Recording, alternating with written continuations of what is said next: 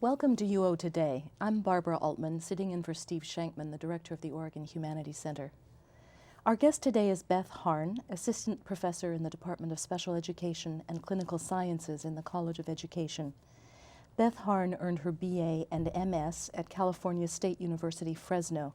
She earned her PhD at the University of Oregon in the school psychology program. She started teaching at Oregon in 2003. Her research interests include early intervention for students with reading difficulties and systems to support effective assessment to optimize learners' performance. She is the author of numerous professional articles and book chapters. Welcome, Beth. Thank you. Could you start by telling us what drew you into the field of helping children with learning difficulties? Sure.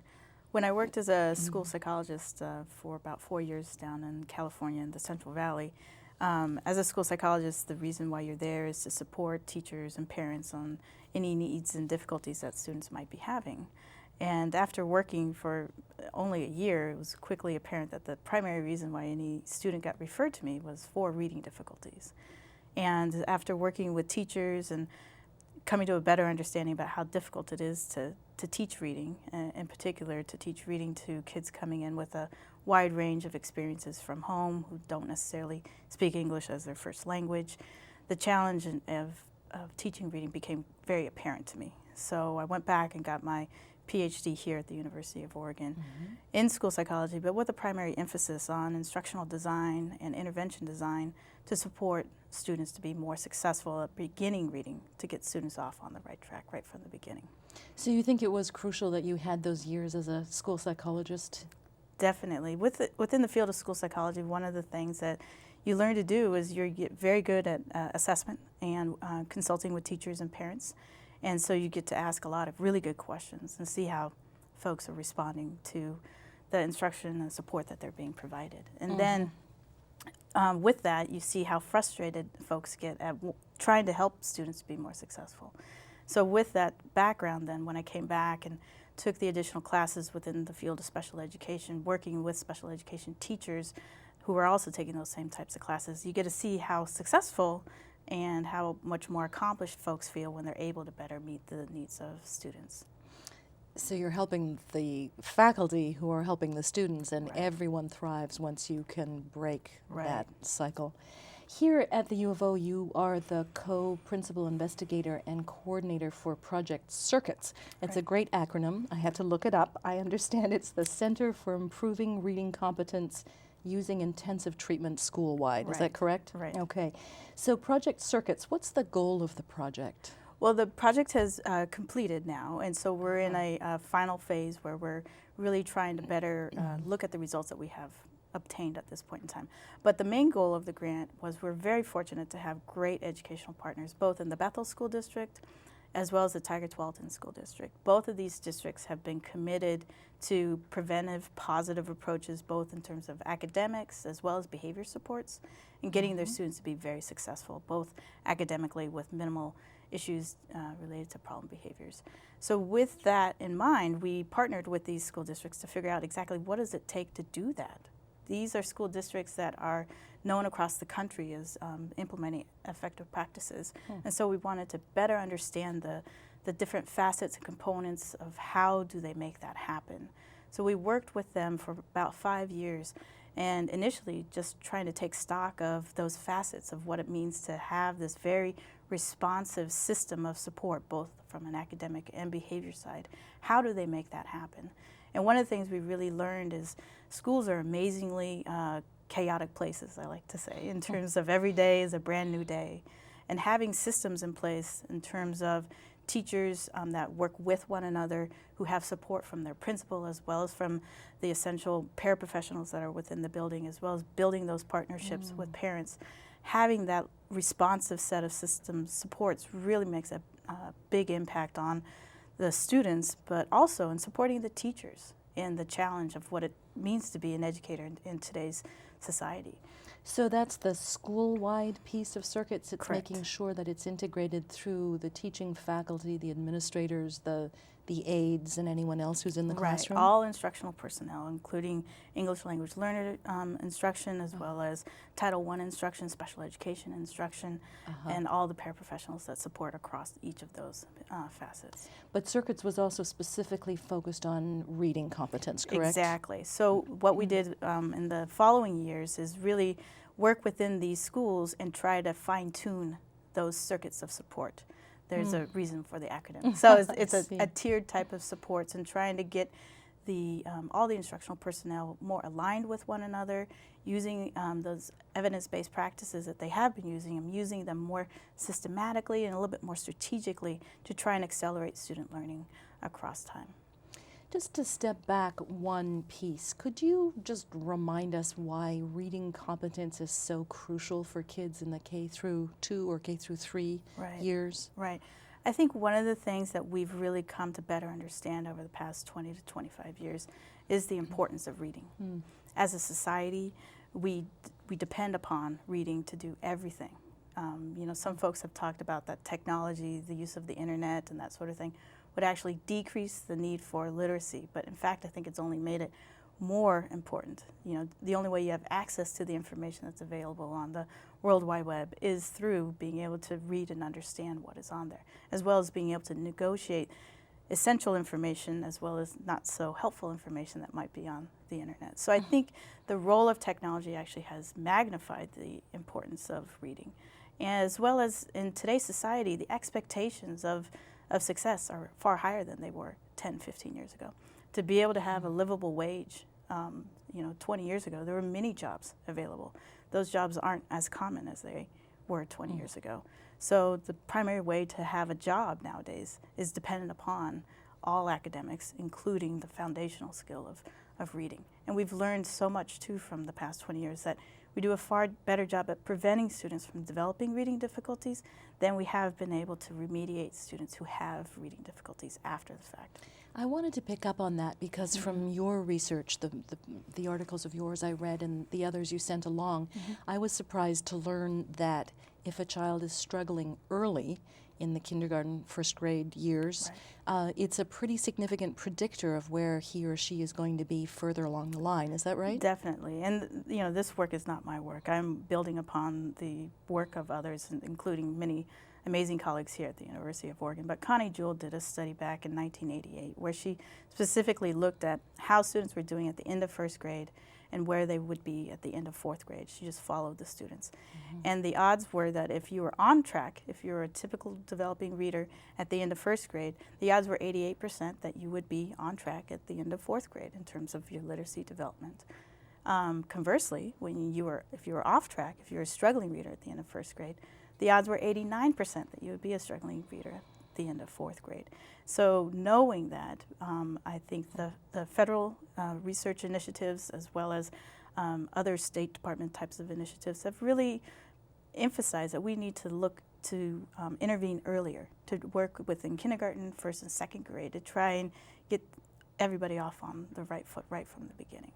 I see. So it's really worth everybody's time and attention immediately and get those kids off to a good start. Yes, and teachers really recognize the difference too. When students are being successful in terms of their academics in kindergarten and first grade, it gives them more time to teach everything else if the students have that foundational skill of reading. That we also know that if students are on track in terms of their academic achievement, that they're far less likely to engage in problem behaviors, and students who have problem behaviors oftentimes have corresponding academic difficulties. We haven't figured out which comes first, and to be honest, I'm not sure if it really matters. If you know, the big thing is that if we get students to be successful, we're decreasing the likelihood of having difficulties in the future and increasing the likelihood that they'll be able to fully maximize their educational experience. So in a sense, it's preventative as well as remedial. Definitely. We really try to take that preventative approach. I was curious to know a little bit more about the work you've done with at-risk first graders in Oregon, and then also in Texas. You've had 2 projects going simultaneously, right? Right. Could you tell us a little bit about that study? Sure. We're very fortunate with the relationships that we've established across universities as well. So when the Circuits Project began, it was part of a federal initiative where there were 6 universities actually across the country who were focusing on either reading, preventing students from developing reading difficulties, or preventing students from developing behavior difficulties, or both. And the site that was also doing focus on prevention of reading difficulties was the University of Texas at Austin, with Sylvia Lennon Thompson, as well as Sharon Vaughn and their colleagues that were focused on those efforts. One of the things that was so fortunate was that we were able to look at students who were your most struggling readers, which really boils down to approximately 10 to 15% of students, which isn't a whole lot of students when you're trying to really understand the challenges that they might be having. So because we had these projects going on where we're using very similar measures and very similar approaches in terms of supporting teachers and schools to be more effective, we're able to combine our information so that we could really look at these struggling readers in a more fine-tuned sort of way, because we had more students to be able to come up with what are the similarities as well as the differences. One of the differences between our 2 sites, though, in terms of implementing our support with schools, was that the Texas sites were using, in first grade, were providing students who were significantly at risk for reading difficulties 30-minute intervention each day in small group settings with about 4 to 5 students in each setting, focused on skills in terms of word analysis, fluency development, vocabulary, and comprehension. At the same time, here within the schools in Bethel as well as in Tigard-Tualatin, we were with the same types of students in terms of significant difficulties in phonological awareness, in terms of being able to hear the sounds within words, as well as having letter sound understanding, knowing that the letter M makes and the letter T makes a sound T easily and automatically. We were providing 60 minutes of intervention, intensive intervention supports, again in small groups of 4 to 5 students each day. And so it really afforded us an opportunity, and it wasn't a true experimental design because this was done retrospectively after the project was finished. But we looked to see what were the outcomes of students who received very strong systematic supports. Some of the students received 30 minutes of instruction each day, and some of the students received 60 minutes of instruction each day. And we wanted to see, in general, is all that additional time worth it? It turned out it was, did it not? Yes, it did. And we found that students who received that additional supports in terms of 60 minutes a day made more growth over time across the first grade school year than students who received 30 minutes of additional supports. In the descriptions of this method, this intervention method, it seemed as though there were 3 key concepts. The program had to be intensive, it had to be supportive, and it had to be explicit. Are those correct? Definitely. Could you work through those 3? So intensive, it means working in these small groups. Is that part of the intensive Part piece? of the intensity can be conceptualized in multiple dimensions. So it could be conceptualized in terms of the group size, definitely. So smaller is more intensive. It can also be conceptualized in terms of the focus of what is being taught. And, so is it teaching many different skills, or is it really focusing in on a few key skills? And in this instance, across both of our sites, we were focusing in on very specific key skills that have been found to be the critical areas that students with reading difficulties have in terms of phonological awareness development, hearing the sounds, being able to map those sounds to the letters within the words that you read, and being able to recognize those words at a word level instantly, to be able to activate vocabulary and to be able to read those words with ease so you can actually understand what the author is talking about. So that's the focus on intensity in terms of what was being taught. So those were the features there. Intensity can also be kind of looked at in terms of the explicitness of the instruction. And what we mean by explicit is that you make it very obvious to the student exactly what it is you want them to do. So the teacher shows them exactly what they want them to do prior to having them practice that skill. And then the teacher provides support if the student has errors with that, so they really understand the skill that's being taught. It hadn't occurred to me until I read your materials that a lot of instruction really is implicit. Very that much. we expect kids to pick up on what's being suggested or what's being hinted at. But I guess this explicit piece helped me to understand that with at-risk learners, you need to make it absolutely clear what those correspondences are, Right. and also perhaps what you're expecting of them. Right, and so the reason why these students were having difficulties in learning to read is that they hadn't picked up on what it means to to read, as some students do. And it's great that some students figure that out in a more implied sort of way. But it's very clear that there's a large percentage of students, anywhere between 20 to 40% of students, who really need to have it much more clearly laid out for them so that they pick it up. As well as it's been found that by making it more explicit, that kids pick it up a lot faster. And so if the students learn how to read earlier, then that will afford them so many more additional opportunities in the future. I'm really curious to know what this looks like. So you have a group of 4 or 5 students, and they're seated at a table with their teacher or their teaching aide. What is the interaction? What are the materials? Can you think of a few examples you could tell us? Sure. The thing to remember is that with this is that it's very engaging and it's very energetic. There's very much a dialogue going on across the students with the teacher, and the teacher tries to keep up a nice active pace so that the students are having a lot of opportunities to really practice these skills. So for example, if the student is trying to learn how to decode a word, meaning being able to sound it out and being able to say it at the word level. So for example, the word cat, supporting the students be able to, that when you read a word, to decode it, you really have to start at the beginning and move systematically through the word, and then you don't just say the sounds, k, at. You need to be able to say that as a word, because that's where the meaning comes. So you say the word cat. And so the teacher then would model for them exactly what it means to decode a word, specifically showing them where she's doing it with them or doing it to them first so that they see how it looks, and then give them an opportunity to work through the word. And if the student gets it right, the teacher is able to confirm, yes, you got it right, good job. And if the student makes an error, the teacher is able to come in right when they make the error to provide that level of support so that they learn how to do it the right way. What kind of materials would he or she have to do this with? Is there a set of things that's prepared for them, or do teachers have to do their own materials development? That's a really good question, and that's one thing that varied across the sites from Texas to Oregon. We used a published program. There's many excellent published programs out there, and so we used a published program that had the materials laid out for the teacher. And to be honest, in most of the studies that we do in working with our schools, we're very fortunate that we work with paraprofessionals, educational assistants, so parents or people in the community that come and work in the school and get paid to support them. And it's really amazing how much we've come to depend upon these critical players within our school system, and they do an excellent job of working with students. But one of the things we need to recognize is that oftentimes they haven't had the opportunity to get a degree in teaching. They haven't taken a class in knowing how to teach reading. And so they really need to have some materials that really show them how to work with those students. So I think it's important that we have that opportunity to give folks those materials to be able to work with it. Whereas in the Texas sites, they were working with graduate students many of whom had been a special educator previously.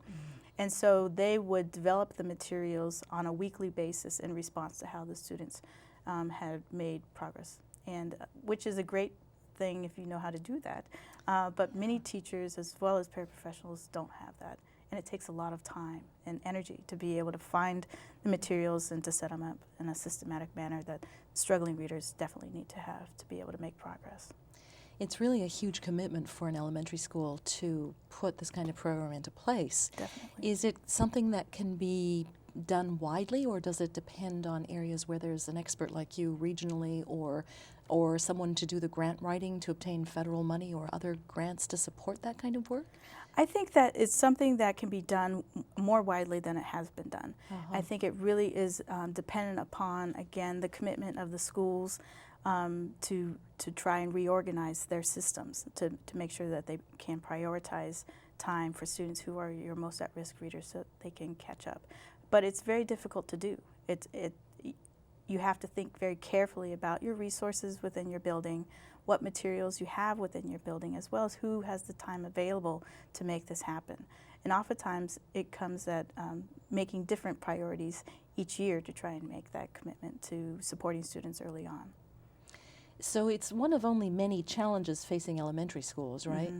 What would you say are the major challenges that elementary schools are facing at the moment?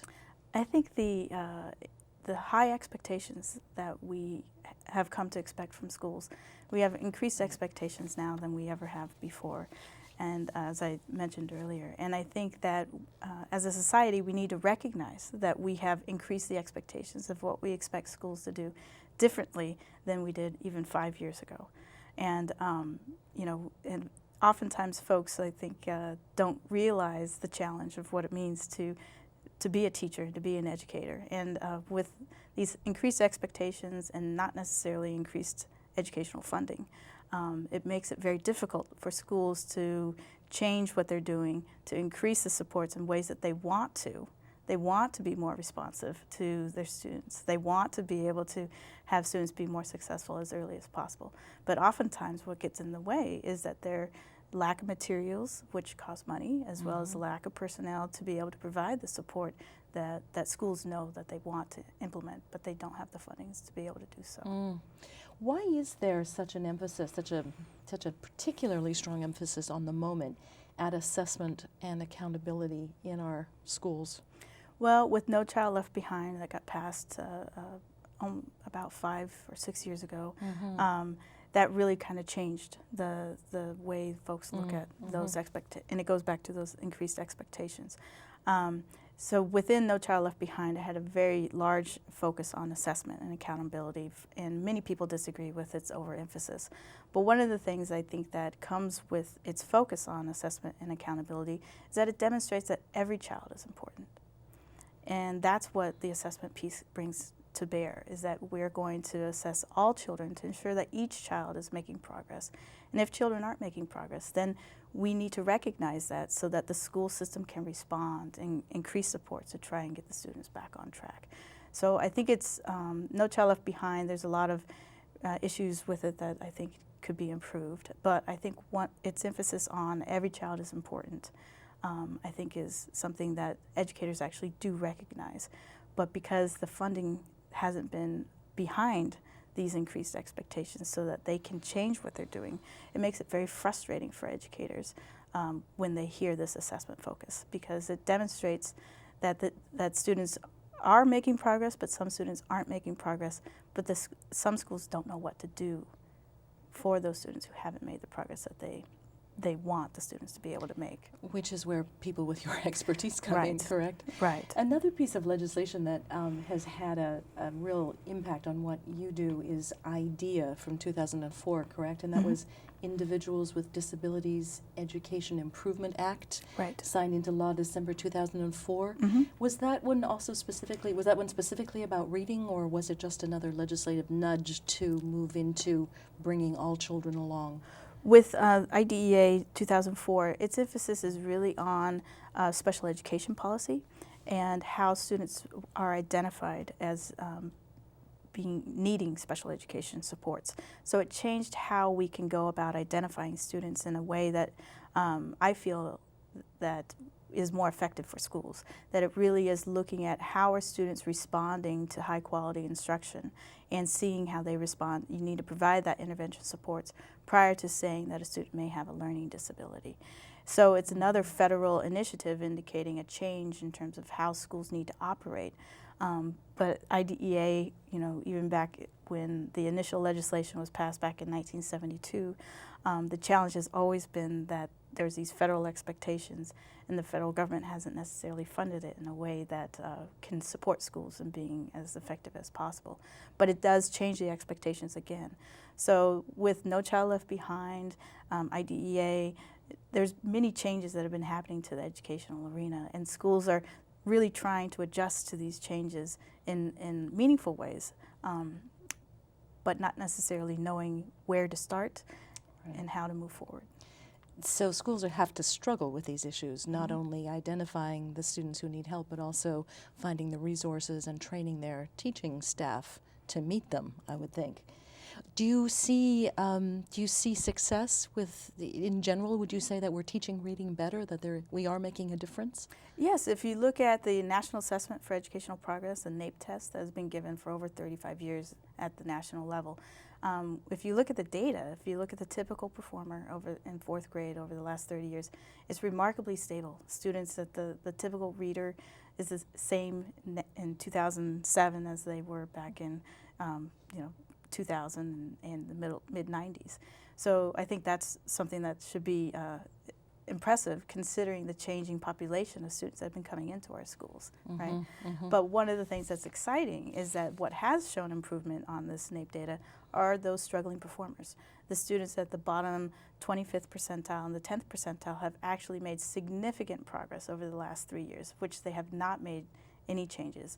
So I think our better understanding of prevention orientation as well as evidence-based practices and working with schools to support them and how to identify students early on who are struggling, as well as how to support them early on, is starting to make a difference in terms of those struggling readers to get them to be more successful earlier.